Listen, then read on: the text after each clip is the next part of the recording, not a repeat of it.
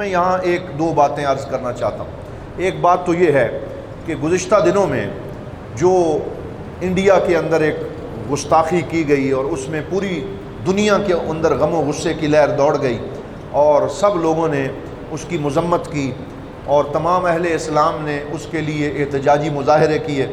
تو ہم سب کا ایمانی تقاضا بنتا ہے کہ جب بھی کہیں ایسی کوئی گستاخی ہو اور کسی بھی فورم کے اوپر کوئی شخص ہمارے پاک نبی صلی اللہ علیہ وسلم کے بارے میں کوئی غلط گفتگو کرے تو ہم اس میں نفرت کا اظہار بھی کریں، ہم اس میں آواز حق بلند بھی کریں،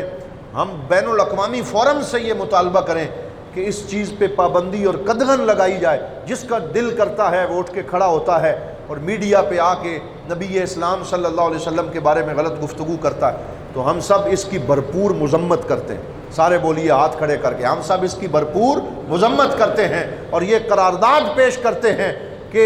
ایسے ظالموں کو کیفر کردار تک پہنچایا جائے، ان کے گلے میں لگام ڈالی جائے اور ان کی زبانوں کو بند کیا جائے۔ لیکن اس کے ساتھ ساتھ ہماری یہ ذمہ داری بنتی ہے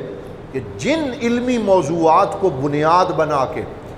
وہ لوگ یہ ہرزہ سرائی کر رہے ہیں، ہم صرف توڑ پھوڑ نہ کریں، ہم صرف دھرنے نہ دیں، ہم صرف جو ہے وہ جلاؤ گھیراؤ نہ کریں، بلکہ ہم اپنے بچوں کو مدارس کے اندر علمی طور پہ اتنا تیار کریں کہ الحاد کی جو لہر آ رہی ہے اور طرح طرح کے جو